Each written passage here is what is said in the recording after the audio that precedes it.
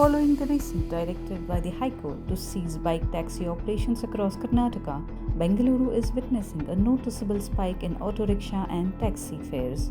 Commuters across the city are grappling with price hikes, in some cases as steep as 25%, along with longer wait times and fewer available rides. Several riders reported that short-distance fares have disproportionately increased. For instance, an 8-kilometer journey in the city is now being charged nearly double what it cost just a few weeks ago.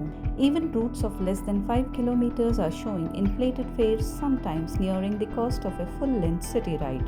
The situation has left regular passengers frustrated, with many taking to digital platforms to voice their discontent. Complaints range from fluctuating fare ranges for identical routes to the lack of transparent pricing mechanisms. For a distance of just over 2 kilometers, auto fares now range from Rs 60 to over 100 rupees, almost triple the regulated fare, a city resident pointed out. Transport aggregators have attributed the fare surge to a sudden spike in demand after the removal of bike taxis.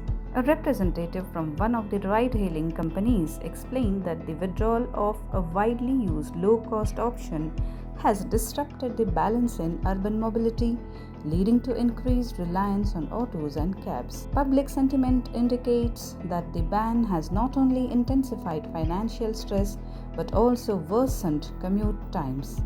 Many have appealed for sustainable solutions such as safer pedestrian pathways, bike lanes, and better access to public transportation nodes. Meanwhile, legal experts have suggested that aggrieved commuters may explore recourse under the Consumer Protection Act 2019, particularly under provisions addressing unfair trade practices, as pricing irregularities continue to draw scrutiny from regulatory authorities.